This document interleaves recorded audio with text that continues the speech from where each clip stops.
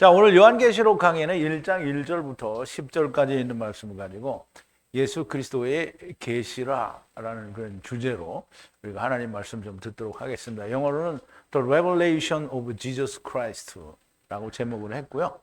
우리 하나님 말씀 같이 볼게요. 제가 한 절 읽고 여러분도 한 절 읽고 교독하겠습니다. 마지막 10절은 우리 함께 봉독할게요. 예수 그리스도의 계시라, 이는 하나님이 그에게 주사 반드시 속히 될 일을 그 종들에게 보이시려고 그 천사를 그 종 요한에게 보내어 지시하신 것이라. 요한은 하나님의 말씀과 예수 그리스도의 증거 곧 자기의 본 것을 다 증거하였느니라. 이 예언의 말씀을 읽는 자와 듣는 자들과 그 가운데 기록한 것을 지키는 자들이 복이 있나니 때가 가까움이라. 요한은 아시아에 있는 7교회에 편지하노니 이제도 계시고 전에도 계시고 장차 오실 이와 그 보좌 앞에 7 영과 또 충성된 증인으로 죽은 자들 가운데에서 먼저 나시고 땅의 임금들의 머리가 되신 예수 그리스도로 말미암아 은혜와 평강이 너희에게 있기를 원하노라.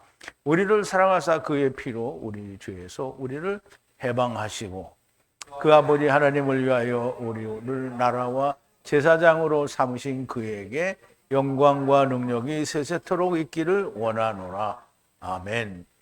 볼지어다 구름을 타고 오시리라. 각인의 눈이 그를 보겠고 그를 찌른 자도 볼 터이요 땅에 있는 모든 족속이 그를 인하여 애곡하리니 그러하리라. 아멘. 주 하나님이 가라사대 나는 알파와 오메가라. 이제도 있고 전에도 있었고 장차 올 자요 전능한 자라 하시더라. 나 요한은 너희의 형제요 예수의 환난과 나라와 참음에 동참하는 자라. 하나님의 말씀과 예수의 증거를 인하여 반모라 하는 섬에 있었더니 주의 날에 내가 성령에 감동하여 내 뒤에서 나는 나팔 소리 같은 큰 음성을 들으니. 아멘. 자, 우리 기도하시겠습니다. 알파와 오메가가 되시고 처음과 나중이시며 시작과 끝이 되시는 우리 여호와 하나님, 우리 아버지께 감사와 찬송과 영광을 돌립니다. 오랜 동안 궁금해왔고 오랜 동안 쉽사리 접근할 수 없었던 요한계시록을 오늘부터 공부를 하게 됩니다. 하나님께서 성령의 감동하심으로 기록하신 말씀을 성령님의 가르치심에 의하여 우리가 풀어내고 또 공부를 합니다. 하나님께서 모든 것을 하나도 어김없이 가르쳐 주시고 또 깨닫게 하여 주셔서 우리가 올바른 하나님의 말씀을 우리가 배우고 익히며 야다하는 귀한 시간으로 하나님께서 인도하여 주시옵소서. 예수님의 이름으로 기도하옵나이다. 아멘. 자, 예수 그리스도의 계시라. 우선 이제 계시라는 말을 좀 알아야 되는데요. 계시는 열 계자예요. 그래서 하나님이 주신 말씀을 열어서 보여준다는 건데, 다시 말하면 덮여 있는 것을 열어서 우리에게 알려준다라는 말씀이 됩니다.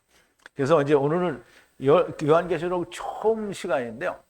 자, 오랜 동안 그 요한계시록은 여기저기 많이 들여다보긴 했는데 필요한 부분만 우리가 들여다보고 직접적인 그 하나님이 우리에게 주시는 말씀의 의도가 무엇인지는 사실 생각해 본 적이 그렇게 많지 않습니다. 왜냐하면 계시록을 잘못 건드리면 알지도 못하는 말을 하게 되기도 하고 또 잘못된 길로 가지 않을까 두려운 마음도 없지 않아서 쉽게 접근할 수 없었던 건데요.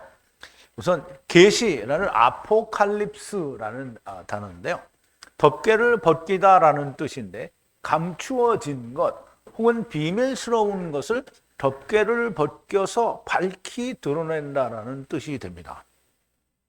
이제 벗긴다라는 말은 그 히브리어로는 에루아라는 단어고요. 그리고 갈라라는 단어를 이제 번역을 해서 쓰는 겁니다. 그럼 에루아는 벗기는 걸 말해요. 그래서 성경에서는 에루아를 몸이 벗겨진 상태를 말하기도 하고요. 갈라는 이제 노아가 포도주에 취해서 장막에서 옷을 벗었다라고 할 때 갈라를 사용을 했거든요. 요한계시록은 사도 요한이 반모섬에 유배되었을 때 주 하나님으로부터 받은 계시를 기록한 책이 됩니다.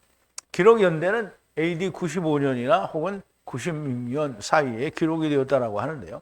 요한이 100년, 주후 100년에 죽었다라고 합니다.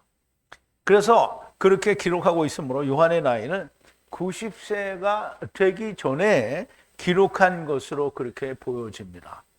계시록은 20장에서 우리가 이제 계시록 19장, 20장은 굉장히 많이 인용을 했었는데요.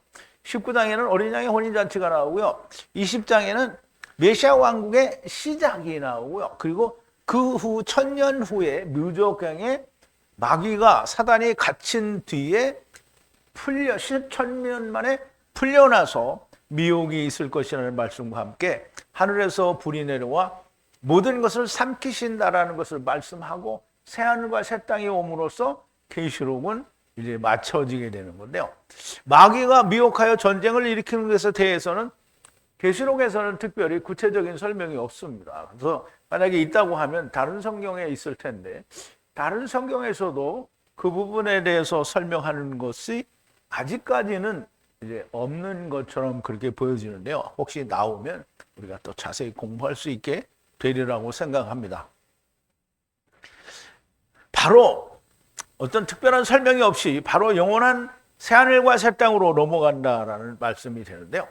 마귀와의 전쟁에 대해서는 다른 성경에서 찾아야 할 것으로 보여지고요. 없으면 이제 못 찾는 거죠. 여기 계시록에서는 주님의 재림 전 7년간의 일을 계시하시는 것으로 보여집니다. 즉 다시 말하면 7년 환란 동안에 일어나는 일을 보여주는데요. 우리가 오해를 한 게 있다면 7년이 시작됨과 동시에 7년이 끝날 때까지 있다가 주님이 오시는 게 아니고요. 7년이 시작되는 동시에 주님이 재림하신 거예요. 그러니까 7년 동안은 어린 양의 혼인잔치가 위에서 있고요. 그 7년 잔치하는 동안에는 땅에서는 그 환란과 핍박이 있고요. 그리고 그 가운데서 하나님의 천사들이 카탄들을 불러 올리는 거예요. 들어 올리는 거예요. 불러서 들어 올리는 거예요. 그게 어린 양의 혼인 만찬입니다. 만찬. 그래서 만찬은 앞으로도 자주 설명을 드리겠지만 만찬은 우리가 결혼 만찬이라는 말은 우리가 세상에서 결혼을 취하고 아까 우리 동생도 자기 친척 중에 누가 결혼한다고 하셨는데 결혼하면 우리가 다 피로연을 하죠. 근데 우리가 성경에서 말하는 결혼 피로연은 그렇게 막 세상이 하는 것처럼 잔치를 벌이는 게 아니고요. 혼인 만찬이에요. 혼인 만찬. 그러니까 만찬은 예수님이 제자들과 함께 마지막 만찬을 먹었잖아요. 그거 하는 거예요. 자, 이제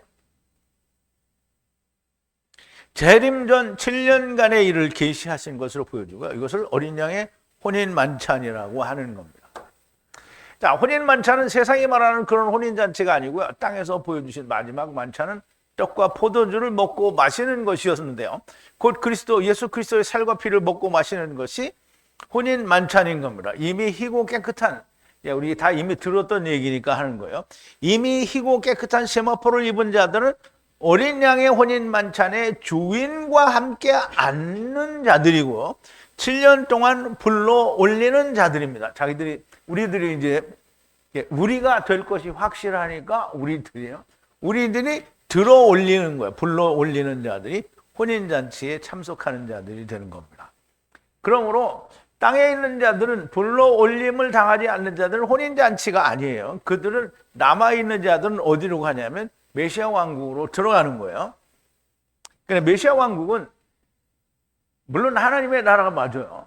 그런데 거기에 들어가는 자는 하나님의 나라의 시민으로 들어가는 거고요. 우리는 하나님 나라의 왕 같은 제사장으로 들어가는 거예요. 굉장히 다른 것을 분명히 알아야 됩니다. 그러면 7년 동안 불러 올리는 자들이 혼인잔치에 참석하는 자들이 되고 혼인 만찬에 참석하는 자들이 되는 거고요. 마태복음 25장에 보면 슬기로운 다섯 처녀, 미련한 다섯 처녀의 비유가 나오는데 그 이제 때가 뭐냐면 어린 양이로다 그러니까 신부는 이제 어린 양이로다 신랑을 맞으라라고 이제 마지막에 나오잖아요. 25장에. 그런데 등불이 준비가 된 자는 들어가고 준비가 되지 않은 자는 남겨진다는 거잖아요. 거기서 이렇게 다섯 명이 아니고요. 5는 은혜예요. 은혜. 그래서 은혜의 말씀, 모세오경 율법에 대해서 가지고 있고, 그리고 성령, 불이 있으면 그게 다 해석이 된 거잖아요. 그러니까 주님이 오셨을 때 들어갈 수 있다는 거죠. 그러면 주님이 오실 때에는 혼자 오시는 게 아니잖아요. 다른 천사들과 함께 오니까 부를 때 들림을 받는다라는 말이죠. 그리고 다 들려 올려지면 혼인 만찬은 이제 끝이 나게 되고요. 세상에 남은 자들을 위한 메시아 왕국, 천년 왕국이 시작이 되는 겁니다. 그러므로 요한계시록의 그 대부분의 계시는 7년 동안의 일을 보여주는 것으로 그렇게 사료가 됩니다. 물론 자세한 것은 성령님께서 풀어주셔야 하는 것이니 성령님의 인도하심을 간구하면서 요한계시록을 시작해 보려고 합니다. 환난과 재림은 반드시 동시에 오는 거다라는 걸 이해를 하시면 좋을 것 같아요. 자, 이제 1절인데요. 하나님께서 그의 종들에게 보이시려고 그에게 주신 예수 그리스도의 계시라 속히 되어질 일을 그의 종 요한에게 그의 천사를 통하여 보내어 지시하신 것이라 그랬어요.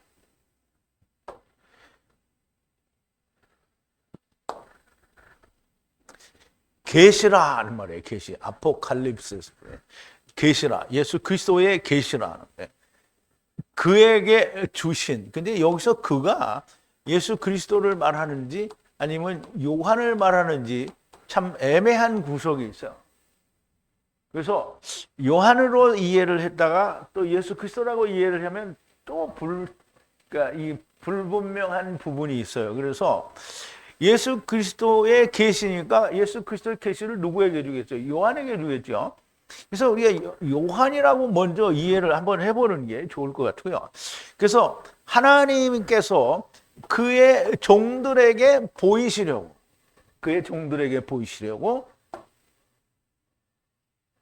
무엇을 보여주냐면 속히 일어날 어떤 거예요. 여기서 이제 이 day는 뭐뭐일 것이다. 그러니까 일어날 건데요.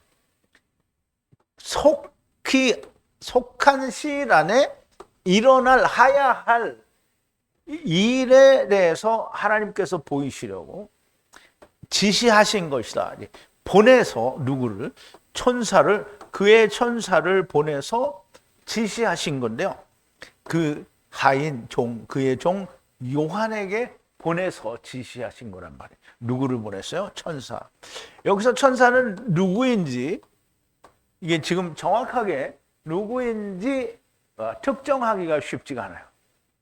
그래서 우선 일단 넘어가면서 나중에 특정이 되면 그때 이제 얘기를 하도록 하겠습니다.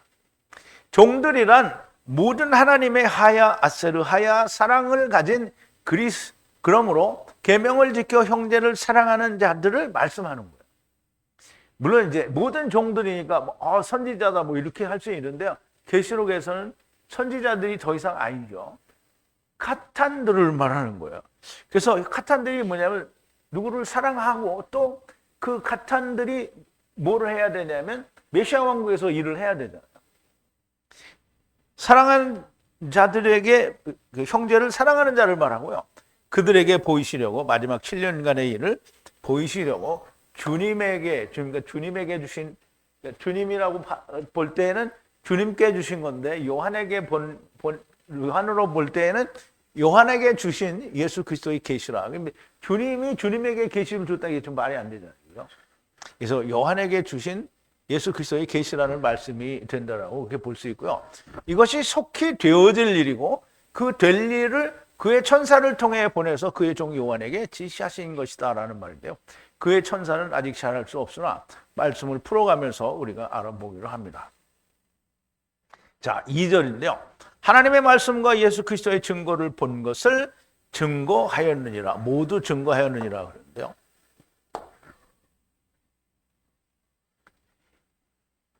증거하였느니라. 어떤 것인데 하나님의 말씀을 증거했는데요.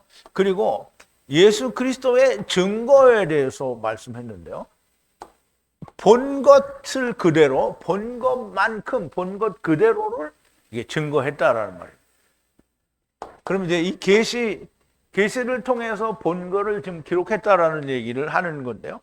사도 요한은 하나님의 말씀과 예수 그리스도께서 증거하신 모든 증거를 보아서 아는 대로 모든 것을 증거했다라는 말씀이 됩니다. 이 계시록에 기록한 모든 것이 하나님의 말씀이요 예수 그리스도의 증거라는 말씀을 하시는 겁니다.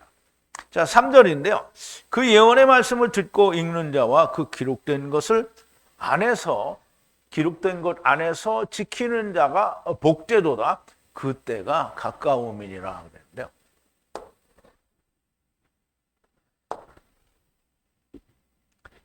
자, 복되도다 그랬어요. 복되도다. 누가 읽는 자가 그리고 듣는 자가 무엇을 예언의 말씀을 듣고 읽는 자가 복되다는 거야. 그리고 그의 기록된 것 안에서 지키는 자가 복되다는 거야. 예언을 듣고 읽고 그것을 지키는 자가 복되도다라는 거야. 그리고 시간이 때가 가까우니라 그랬어요. 그런데 지금 이 책이 기록된 지가 언제죠? 2000년 전이죠. 거의 2000년 전이죠. 근데 그때 때가 가깝대요. 근데 지금 2000년이 지난 지금도 때가 가까워요. 누구에게 가까워? 각자에게. 자, 앞에서 말씀한 하나님의 말씀과 예수 그리스도의 증거하신 그 증거의 예언의 말씀을 듣고 읽고 그 기록된 것 안에서 지키는 자들이 복된다는 것인데요. 왜냐하면 그때가 가깝기 때문이라는 거예요. 그런데 혹 어떤 사람들이 아니 2000년 전에 가깝다고 하더니 아직도 안 오지 않았느냐라고 할지 모릅니다. 그런데 네가 2000년을 살았냐? 그 2000년 못 살았잖아요. 항상 각자에게는 속히 옵니다. 그런데 이제 물리적으로 주님이 오실 때가 가까웠다라는 말인데요. 그래도 우리 인간의 시간 속에서는 아직도 몇백 년이 남았어요. 그런데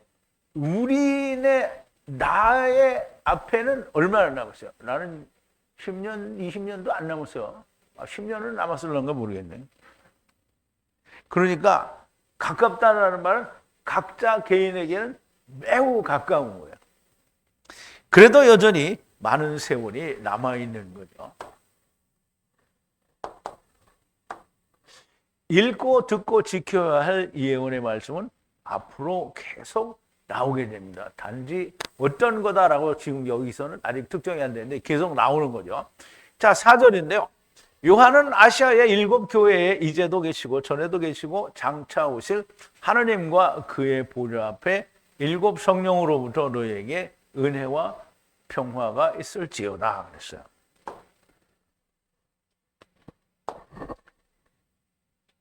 자, 요한은 그 7 교회, 아시아 안에 있는 그 7 교회에 너희들에게 은혜와 그리고 하나님으로부터 평화인데요. 근데 어떤 하나님이냐면 나는 있었고 그리고 올리면 여기 이거를 빼먹었구나.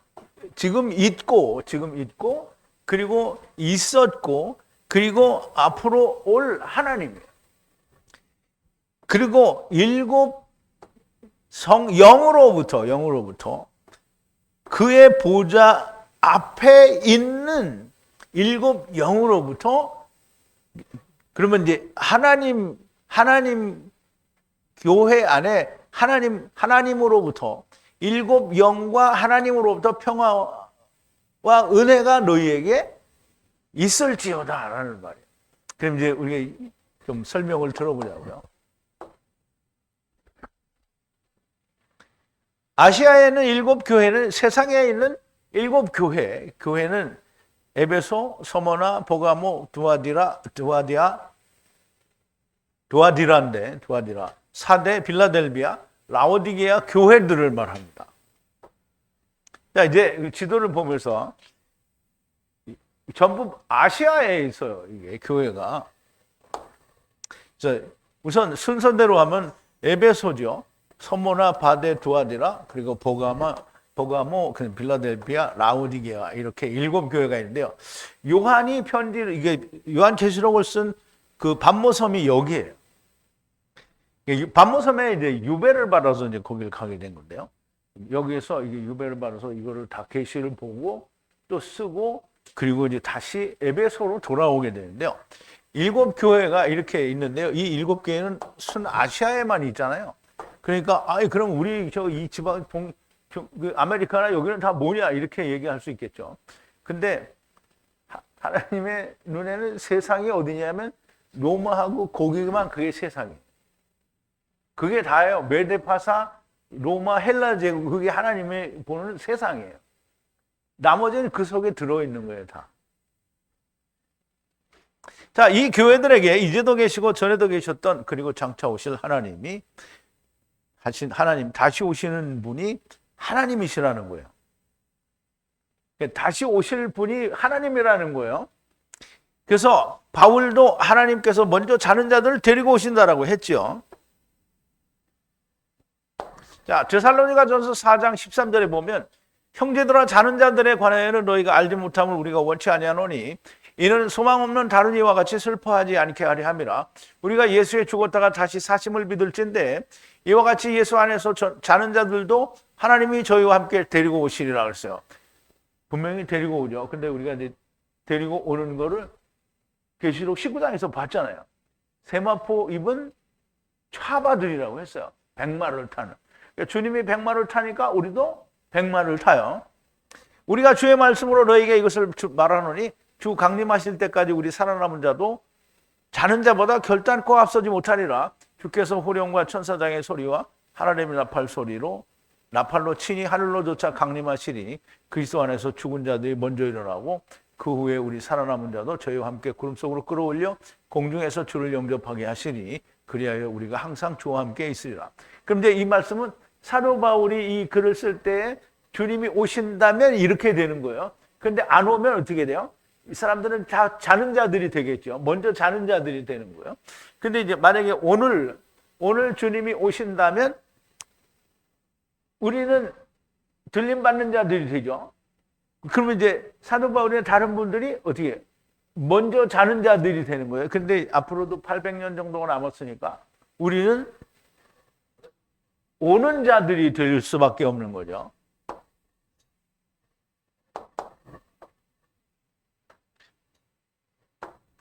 자, 그의 보좌, 곧 하나님의 보좌 앞에 7영으로부터 평화와 은혜가 있을지어다.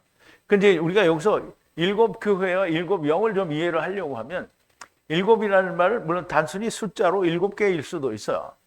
그런데 7이라는 것은 하나님 안에서 완전한 숫자거든요. 물론 10도 그렇고 3도 그렇긴 하지만 7은 안식의 숫자거든요. 그 완전한 7을 이루는 숫자라는 말이에요. 그러면 7영이라는 말은 영이 7개라는 말로 이해를 할 수도 있지만 하나님의 영은 7개로 나누어질 수가 없어요.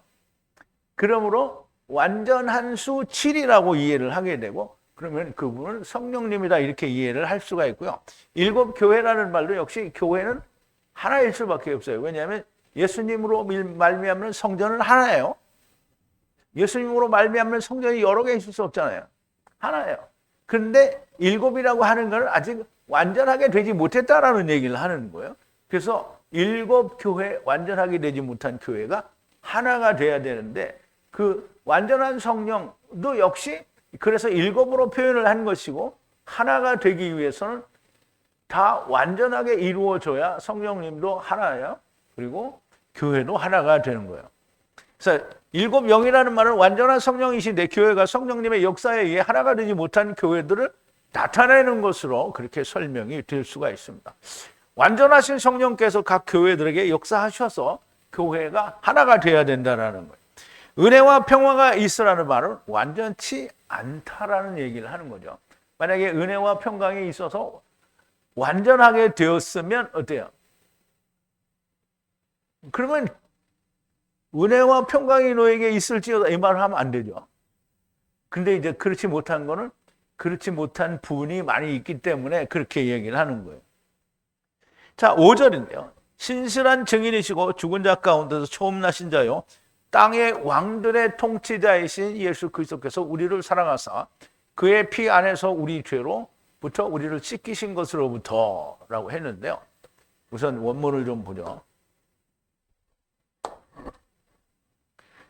그리고 예수 그리스도로부터 신실한 증인이시고 그리고 잠자는 자들의 처음 나신 자, 첫 열매죠. 그리고 그는 통치자예요. 땅의 왕이고요.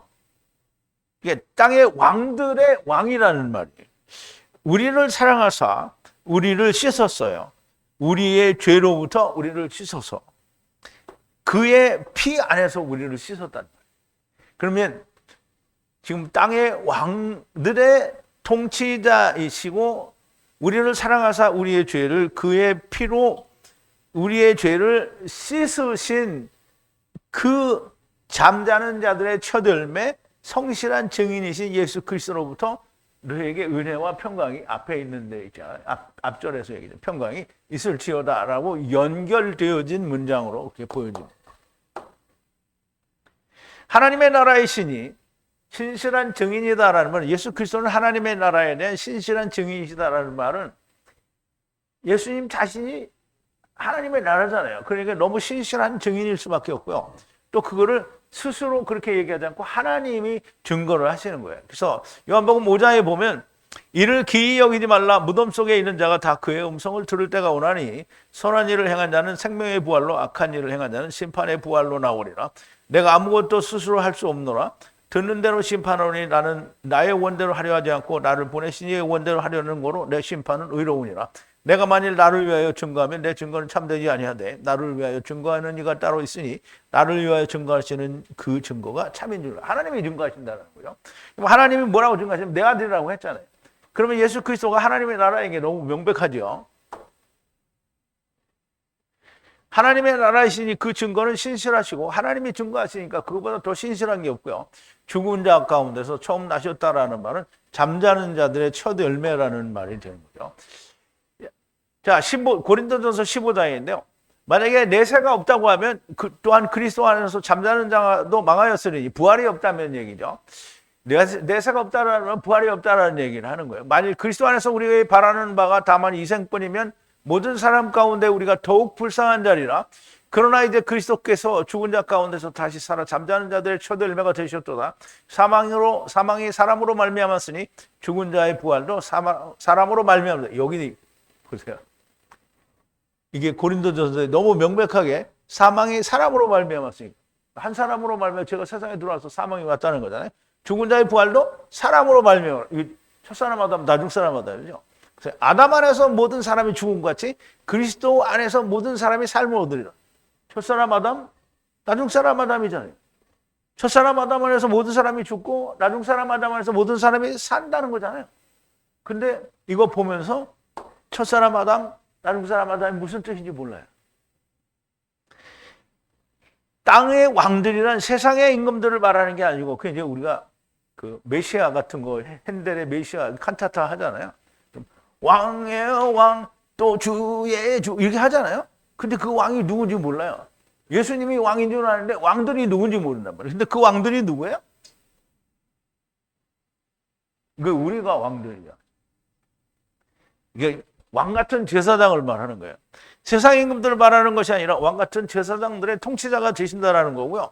그분이 우리를 사랑하심으로 데리고 오시고 데리고 가시는 하야 아셀 하야 사랑 안에서 그분의 피로 우리의 죄로부터 우리 죄를 씻어 주셔서 제사장을 만드신다는 거예요. 지금 계시록을 하는 거니까 제사장이 되는 걸 얘기를 하는 거예요. 자, 6절인데요. 우리를 하나님 그의 아버지의 나라에 제사장으로 만드신 그에게 영광과 그 힘이 영원히 영원의 영원으로 연합하리라. 아멘. 그리고 만드셨어요. 우리를 뭐예요? 왕국 제사장인데요. 어디의 왕국 제사장이냐? 하나님 나라의 왕국 제사장이에요. 그리고 아버지, 그의 아버지. 이게 하나님이 누구냐면 그의 아버지 하나님이라는 거예요. 그러면 그에게 영광과, 그리고 이건 엑수시아 아니고요.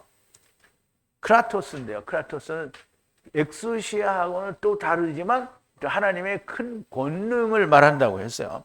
영광과 그의 힘이 영원으로 하야 하는데, 영원 속에 영원으로 하야 한다라는 말이에요. 그리고 아멘이다. 그러면 영원의 영원이잖아요. 그러면 이 땅이 또 영원이고, 그 다음에 이걸 벗어나도 영원부터 영원까지 그 위도 영원이라는 말이에요. 하나님의 영원으로 이게 들어간다라는 말이죠.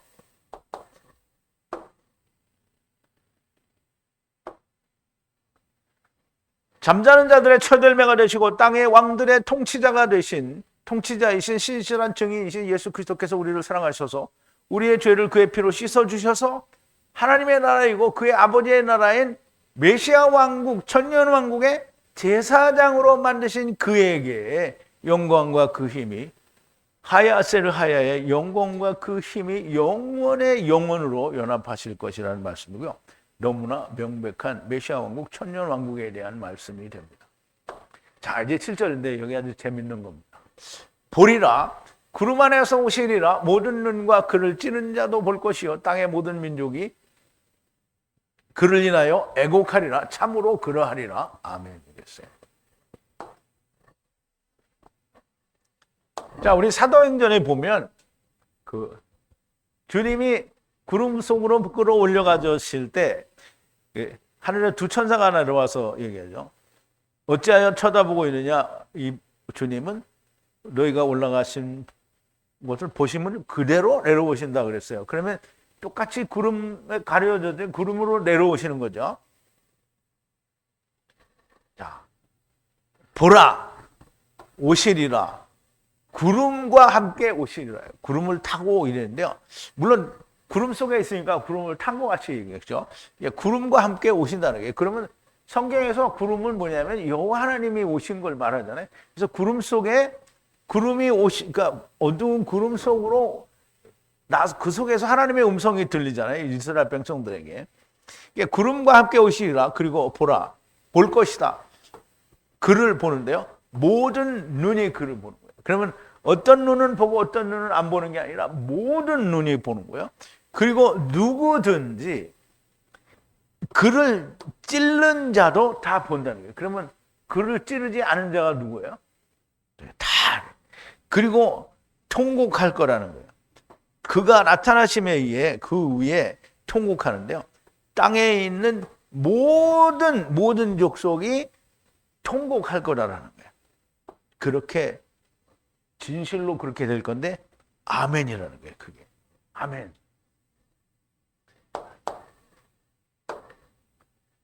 자, 구름 안에서 구름과 함께 오신다라는 말은 하나님으로 오시는 것을 말하는 거예요.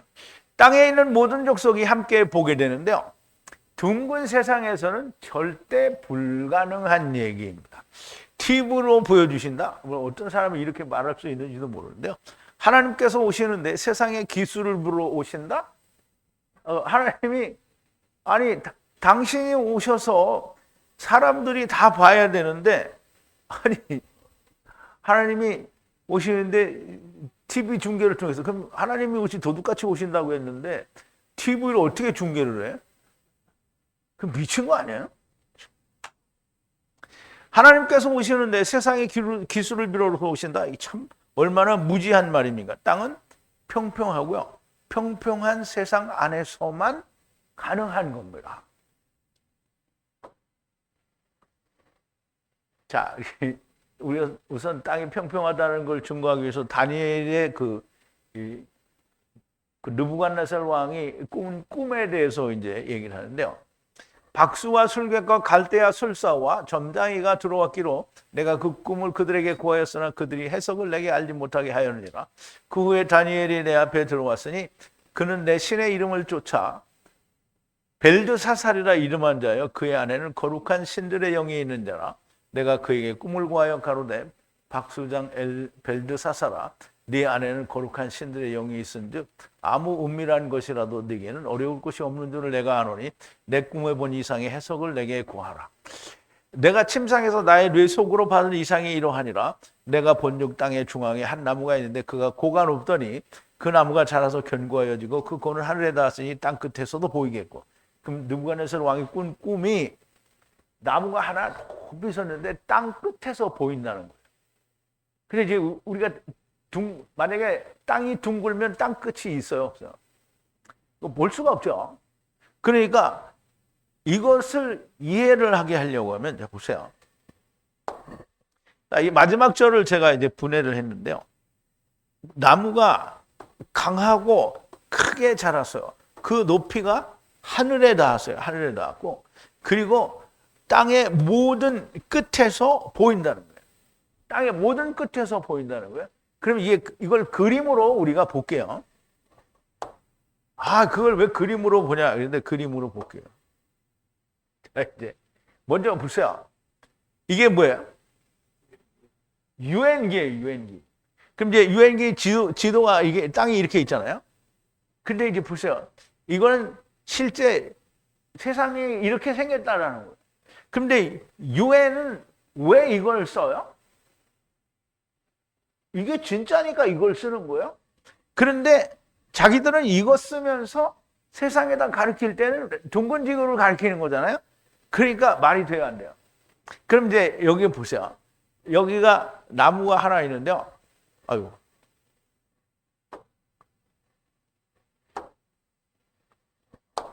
나무가 하나 있어요. 이게 하늘 높이 이렇게 닿았어요. 그럼 여기서도 보고 여기서 다 보이죠. 그래서 이제 지금 같은 시점에서는 보이지 않죠. 왜? 밤에는 안 보이잖아요. 다 낮이어야 되잖아요. 그럼 이제 여기가 아침이면 여기는 밤이에요. 못 봐요. 근데 주님이 오실 때는 뭐예요? 한 군데 오시니까 주님이 빛으로 오시는 거잖아요. 밤이 없어요. 그럼 주님이 이제 메시아 왕국 시작이 되면 다시 밤이 시작하게 되겠죠. 그러면 주님이 나타나시면 다 보죠. 다 봐요. 그러니까 성경이 틀린 게 아니에요. 왜 넌 그걸 가져왔냐? 이거 똑같네? 이것 가지고 해도 저것 가지고 해도 마찬가지죠. 그러면 요한계시록을 통해서 이미 세상이 평평하다라는 말은 100% 증거가 된 거고요. 유엔도 자기들이 증거를 하고 있는 거예요.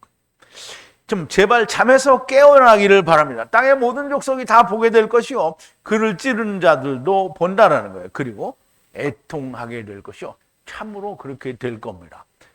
아멘입니다. 그게. 그리고 그것이 환란의 시작이요. 동시에 주님의 재림이 됩니다. 물론 이제 그 느부갓네살 꿈이 그렇다는 게 아니고요. 지금 계시록에서 사도 요한이 기록한 내용이 그렇다는 말이에요. 주 하나님께서 가라사대 나는 알파이고 오메가라 지금 있고 전에도 있었고 그리고 장차 올 자라 나는 전능자라 하시니라 그랬어요.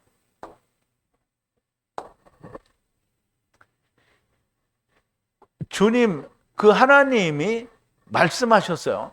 나는 지금 있고 나는 아니에요. 알파와 그리고 오메가요. 라고 주님이 말씀하셨고요. 그리고 지금 있고 있었고 그리고 장차 올 전능자라는 거예요. 전능자. 이제 주 하나님이 그럼 이제 큐리오스는 하나가 되는 하나님을 말한다고 했죠. 그러니까 주 하나님이 나는 알파와 오메가라. 내가 시작이고 끝이고 처음과 나중이라는 얘기를 하시는 거죠. 그런데 그는 지금이 있고 전에도 있었어요. 그리고 앞으로도 올 자인데 전능자라는 거예요. 주님이라는 말은 이미 처음 여호와 하나님과 나중 여호와 하나님께서 하나가 되신 분이라는 뜻이 있다라고 말씀드렸고요. 그분 하나님께서 나는 알파와 오메가인데 지금 있고 전에 있었으며 장차 오실 전능자라고 하시는데요. 지금 세상에 계시고 전에 창세 전에도 계셨고 장차 오실 자라는 말씀이시니 모든 것이 그의 안에 있다라는 말씀이 됩니다. 두 번 오실 것이라는 말씀이 포함되어 있는 거죠. 자, 이제 9절인데요. 나 요한은 너희의 형제요 고난에 그리고 왕국의 그리스도 예수 안에 인내에 참여하는 자라. 하나님의 말씀과 예수 그리스도의 증거를 인하여 반모라 부르는 섬에 하야하였을 때라는데요. 또 원문을 좀 보고요. 나는 요한인데 너희의 형제라는 거예요. 그럼 이제 요한이 나는 너의 형제라고 말하는 거는 그냥 같은 교인이다라는 말이 아니에요. 하나님 안에서 함께 낳은 자예요. 하나님이 낳으신 자들을 말하는 거예요. 하나님이 낳으셨다라는 말은 하늘로부터 왔다라는 것도 깨달은 자들을 말하는 거예요. 너희의 형제다라는 말. 그리고 친구라는 말은 코이노니아예요. 코이노니아. 코이노니아는 뭐예요? 교제죠. 교제 참여한다는 거예요. 참여. 그럼 고난 안에 참여하는 자예요. 무슨 고난이요? 그리스도 안에 고난에 참여하는 거예요. 그리고 왕국에 참여하는 자예요. 그리고 그리스도 안에서 그리스도 예수 안에서 인내, 주님이 오시기를 기다리는 왕국, 메시아 왕국이 오기를 기다리는, 그리고 그의 고난에 참여, 교제하는. 이제 우리가 교제한다라는 말은 그냥 그렇게 가벼운 게 아니에요. 그냥 모여서 같이 이게 입하거나 하는 그런 교제가 아니라 고난에 그리고 왕국에 그리고 그리스도 오시는 예수 재림에 참여하기 위하여 기다리는 자들을 말하는 거예요. 근데 그가 하나님의 말씀에 의해서 또 예수 그리스도의 증거하는 것에 의해서 반모라고 부르는 그 섬 안에 기노마에 거기 하야했을 때, 즉 거기에 유배당했을 때를 말하는 거예요. 그때에. 그러므로 우리가 사도 요한이나 모든 사람들이 사도들이 형제라고 이야기할 때 이사갈의 의미를 벗어나고 그리스도 안에서 첫사람 아담에서 같이 온 형제요, 예수 그리스도 안에서 같이 하나 된 형제라는 의미를 배제하면 형제라는 말을 쓸 필요가 없는 거예요. 이걸 절대 배제할 수가 없는 겁니다. 사도 요한이 에베소에서 복음을 전할 때 하나님의 말씀과 예수 그리스도의 증거를 인하여 도미티안 황제 때에 반모섬으로 유배를 갔습니다.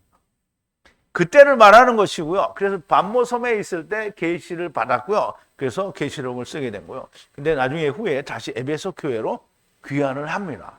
근데 그 요한은 바로 너희 형제라는 말이고, 이 말씀을 읽고 듣고 지키는 모든 자의 형제라는 말씀이 또 됩니다. 예수 그리스도의 고난에 동참하는 자요, 그리고 그의 왕국, 곧 메시아 왕국에 동참하는 자요, 주님 오시는 것을 인내하는 것에 동참하는 자라는 말씀이 됩니다.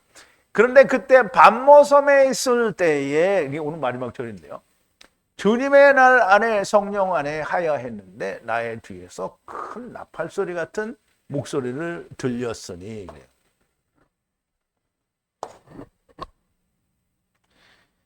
자, 주님의 큐리오스의 날에 안에 성령 안에 있을 때에 기노마이 데스가 이게 하야했을 때 들렸어요.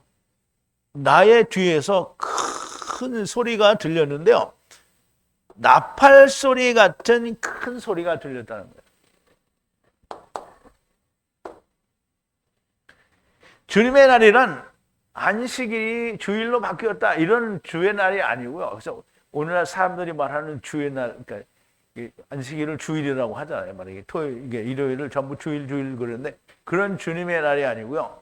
주님의 날이란 뭐냐면 주님이 오시는 날을 말해요. 그럼 먼저 오시는 재림날을 얘기하는 거예요. 주님의 날이란 안식일이 주일로 바뀌었다 이런 말이 아니고요. 주님의 날은 주님 재림의 날에 관하여 성령 안에 들어갔다라는 말이에요. 들어가서, 그런데 그때 큰, 이제 성령의 감동이 돼 성령 안에 들어가서 주님이 그 날에 대해서 보여주시는 걸 봤다라는 말이에요. 큰 나팔 소리 같은 목소리가 들렸다는 건데요. 우리가 나팔에 대해서 좀 알아봐야 돼요. 나팔은 우리가 미숙에서 나팔을 배웠죠. 은나팔 2개를 만들려고 그랬는데, 여호와께서 모세에게 일러 가라사대 은나팔 둘을, 이제 민수기 10장이에요. 은나팔 둘을 만들 때 쳐서 만들어서 그것을 회중을 소집하며 진을 진행케 할 것이라. 두 나팔을 불 때에는 온 회중이 회막문 앞에서 모여서 내게로 나올 것이요 하나만 불 때에는 이스라엘 천부장 족장들이 모여서 내게로 나올 것이며 너희가 그것을 울려 불 때에는 동편진들이 진행하고 2차로 올려 불 때에는 남편진들이 진행할 것이나 무릇 진행을 해야 할 때는 나팔 소리를 울려 불 것이며 또 회중을 모을 때에도 나팔을 불 것이며 소리를 울려 불지 말 것이며 나팔은 아론의 자손인 제사장들이 불지니 이는 너희 대대 영원한 규례이라. 또 나팔을 부는 이유가 너희 땅에서 너희가 자기를 압박하는 대적을 치러 나갈 때에 나팔을 불지니 그리하면 너희 하나님 여호와가 너희를 기억하고 너희를 그 대적에서 구원하리라. 또 너희 희락의 날과 너희 정한 절기와 월삭에는 번제물 위에와 화목제물 위에 나팔을 불라. 그로 말미암아 너희 하나님이 너희를 기억하시라. 나는 너희 하나님 여호와라. 너희 하나님 여호와라는 말은 처음이요 나중이라는 말이라고 했죠.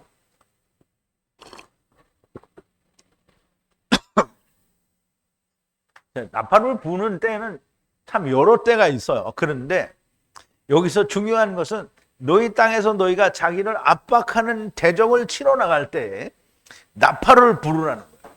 그럼 이제 이게 지금 이 나팔 소리 같다라는 말은 지금 사도 요한에게 하나님의 사자가 와서 지금 나팔을 부는 거잖아요.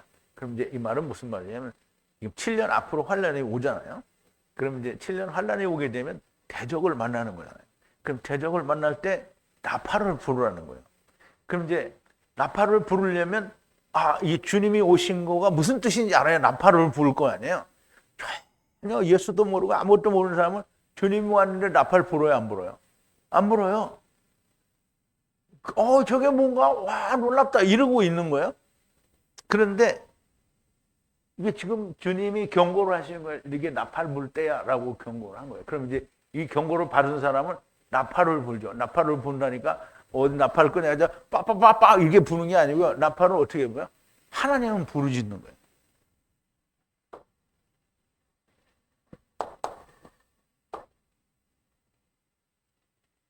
자, 땅에서 너희를 압박하는 대적을 치러 갈 때 나팔을 불라는 것인데 인간이 나팔을 불지 않으니 이제 하나님께서 나팔을 불 때라고 지금 요한을 통해서 알려주시는 거예요. 요한에게 계시를 통해서 주님의 재림과 함께 이러저러한 일이 있을 것이라고 그때 너희가 나팔을 불라라고 하시는 겁니다. 주님의 재림의 날에 나팔을 불게 하시는 것을 보고 책으로 써서 7 교회에 보내라고 하시는데요. 보내어 나팔 소리를 내도록 세상 7 교회에 보내라는 거예요. 그러므로 이 말씀을 읽고 듣고 지키는 자는 복되도다라는 말씀을 하시는 거고요. 지금도 아마도 지금은 계시록이 열려져야 하는 때인 것으로 그렇게 보여집니다. 제발 모든 사람들이 타르데마 야센에서 깨어나서 주님 재림의 날이 가까울 때에 할 수만 있으면 큰 표적과 기사를 보여 택하신 자들도 미혹하려고 하는 거기에 빠지지 말기를 바라고요.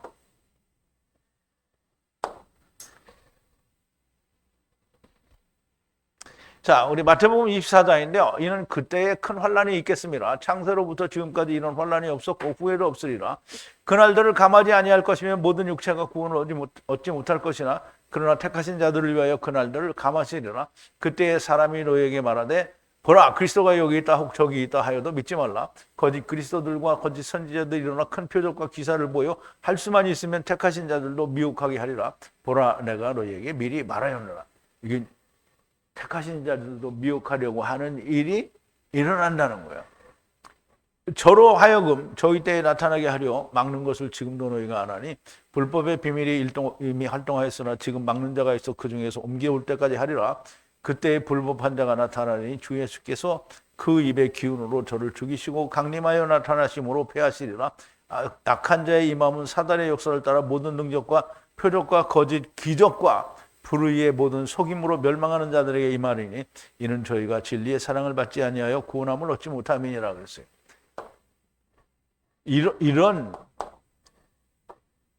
이런 데에 미혹하려는 마귀의 괴계에 빠지지 않게 되기를 진심으로 바라는 겁니다. 자, 이제 말씀을 좀 정리를 하는데요. 예수 그리스도의 계시라 주 하나님께서 알려지지 않은 숨겨진 비밀을 벗겨 알려주시는 계시라는 말인데요. 은혜의 해와 해에 관한 모든 것은 은혜와 평강에 의해 다 전해진 거고요. 그러나 언제나 믿지 않는 자들이 많이 있는 거고요. 그들에게 요한을 통해 미리 나팔을 불게 하시는 건데요. 제발 7교회들이 이 하나님의 나팔 소리를 듣고 변화되는 역사가 있게 되기를 진심으로 바라고요. 주님 모시기 전 7년에 관한 그 비밀의 말씀이고요. 그게 지금 말씀이고 성령님께서 교회들에게 하시는 말씀이 제발 좀 들려지게 되기를 바랍니다. 뭐 아직 다 교회들에게 하시는 말씀이 아직 나오진 않았는데요. 이제 다음 주에는 교회들에게 하시는 말씀이 다 나오게 됩니다. 그러면 그 교회들이 그럼 에베소 교회와 같은 사람이에요. 에베소 교회 무리들을 말하는 게 아니고 에베소라고 하는 교회가 가진 그 맹점을 그거를 지금 책망하시는 거예요. 그 책망을 고쳐서 교회가 되라는 거예요. 자, 이런 말씀들이 제발 좀 잘 들리는 분들이 많이 나오게 되기를 바랍니다. 기도하시겠습니다.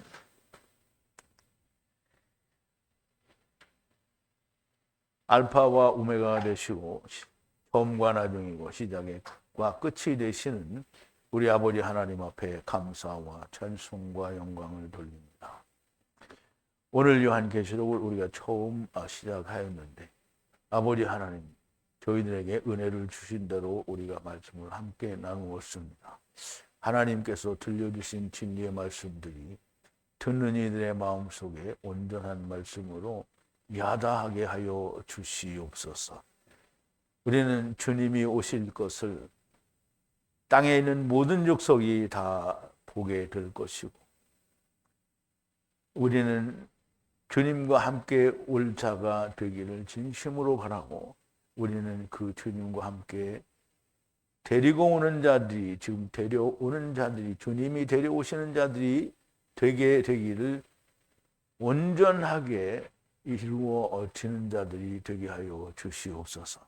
아버지 하나님, 이 말씀이 열려질 때에 사람의 생각이 아니라 하나님의 성령의 인도하심으로 하나님의 뜻에 합당한 해석과 진리가 우리에게 선포되어 줄 수 있도록 하나님께서 역사하여 주시옵소서. 예수님의 이름으로 기도하옵나이다. 아멘.